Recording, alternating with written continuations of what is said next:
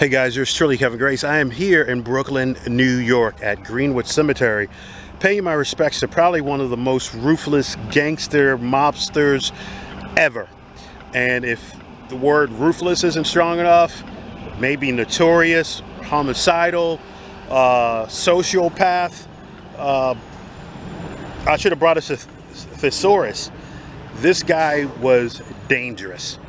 The man that I'm talking about was born in Italy in 1902 as Albert Anastasia, but here in the United States, he was known as Albert Anastasia. And if you don't know who he is, he was one of the killers on Murder Inc. that Lucky Luciano had organized a bunch of hitmen that the mob bosses would give contracts to, and they would take care of different things. But this guy had a penchant of killing, and he loved it. And he later wound up working his way up as a mob boss. He wound up killing two other mobsters that he didn't agree with, two brothers. One of them disappeared, was never found and seen again, and the other brother was found in the field. And when the commission had asked him about it, he said, well, hey, it was more of a self-defense. They were going to kill me because they didn't agree with my stance on something, and the commission quietly went along with it. But that put them on notice that this guy had changed on them. He may change on any one of us. So they were definitely worried about this guy because he killed for fun. Even as a mob boss, he would still do some of the killing. He strangled people with his bare hands, and he had a penchant of it. The thing that kind of did him in, he tried to get into the gambling in Havana, Cuba, and that was already taken over by Meyer Lansky and his group. So he was upset that this guy's trying to come down here and upset the whole situation that they had. So that put the commission on notice. And in 1957, October the 25th, at the Park Sheraton Hotel, he was getting his daily shave and haircut, and two masked men came in and started shooting him. He was able to jump up, but he was disoriented, and he saw their shadows in the mirror, and he started swinging at them, and they were actually behind him. So they wound up finishing him off with a shot to the head. I believe it was about 10 shots in all, but that was it. And they wound up having the funeral here, and they said it was only about maybe 40 people that came to his funeral. So that just shows you how much he was despised and hated. I mean, this guy, there was a good Samaritan, I guess that you want to say, that was able to identify a bank robber that was out, and he told the police, and then he all of a sudden became I guess a little famous, and he was on television, all that stuff. He hated the fact that this guy snitched, and he wound up getting this guy killed. A guy named Schuster, 25-year-old guy. He got shot in the groin, and he got shot twice in the eyes.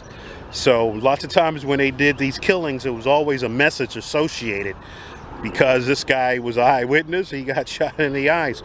But this guy Schuster had nothing to do with Anastasia at all. He just didn't like the fact that this guy was on television and being praised as a hero for turning in a bank robber. But this guy was deadly.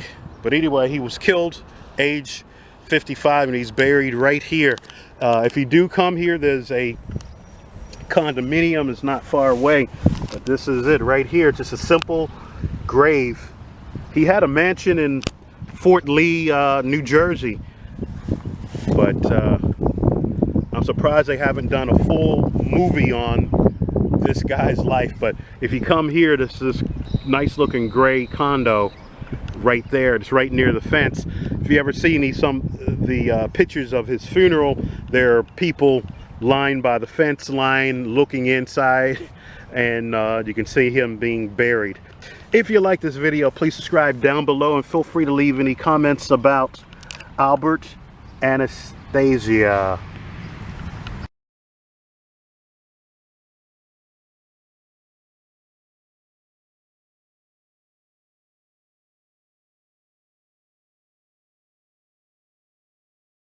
Also wanted to mention the hotel where Anastasia was shot and killed was the same hotel that in 1928 Arnold Rothstein was shot going to a poker game. So it's something weird about that hotel. Different murder of different gangsters there.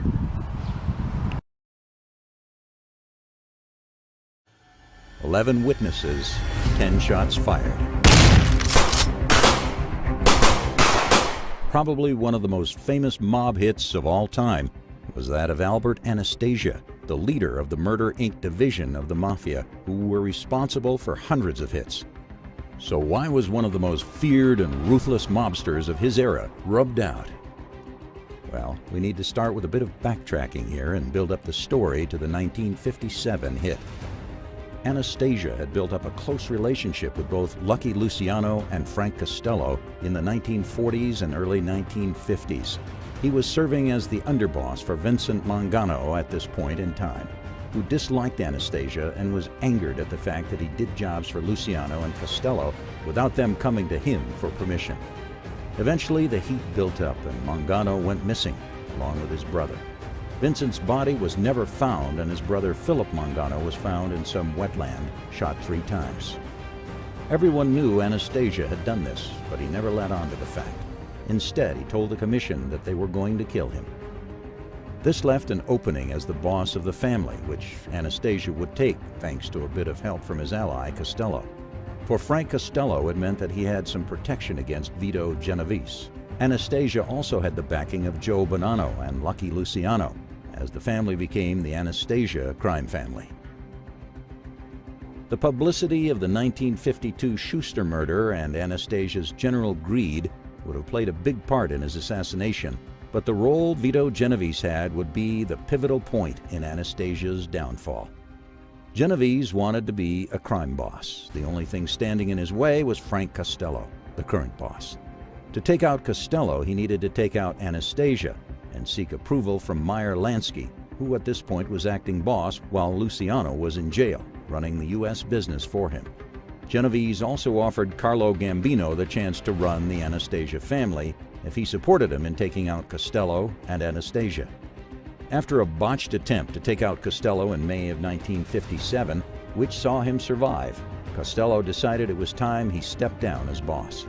Next on the hit list, a few months later, was Anastasia. Except Anastasia wasn't as lucky. Picture the setting. Anastasia is in a barber's chair at the Park Sheraton Hotel on 870 70th Avenue, which is now renamed to the Park Central Hotel on 56th and 7th Avenue. Strangely, his bodyguard took a walk. Whether Anastasia knew this or not is unclear. Was he on the hit, or was it genuine? Who knows? Out of nowhere, 2 men rushed the shop, faces covered in scarves as they rang out a tirade of bullets at Anastasia as he sat there. Some documentaries have said that the shots knocked him completely out of his chair, but this isn't true. Anastasia actually got up out of the chair and charged at the men. But unfortunately, what he saw in the moment of panic and confusion was the reflection of the men in the barber's mirror. No one was charged with the murder, and a New York journalist was reported to say, "The vivid image of a helpless victim swathed in white towels was stamped in the public memory." A high-profile investigation was to take place, and the start of the Mafia unveiling itself to the public was about to begin. So, who killed the Lord High Executioner? The biggest association is Joey Gallo, who is said to have led a team of hitmen on orders from Genovese and Gambino. Joe Gallo was reported to say, "You can just call the 5 of us the Barbershop Quintet." However, there are theories that oppose this. Theories that state the case on why would a Profasi family member kill Anastasia. After all, Joe Profasi allied with Anastasia on the commission against Genovese, Costello, and Lucchese. Other theories say the hitmen were out-of-town associates of Genovese and Gambino. And for Genovese? Genovese himself, for all the hard work of getting to be the crime boss, only enjoyed a short reign as family boss, a few weeks in fact. After a disastrous Appalachian meeting in November 1957, his credibility and reputation was in tatters, and he saw his former allies go against him. The likes of Lansky, Luciano, Costello, and Gambino all conspired together in order to entrap Genovese with a narcotics conviction, which they did by bribing a drug dealer to testify that he had personally worked with Genovese. Of course, this wasn't true, as a mob boss would never have direct contact with a street soldier because of that exact problem. Genovese was sent to prison for the rest of his life.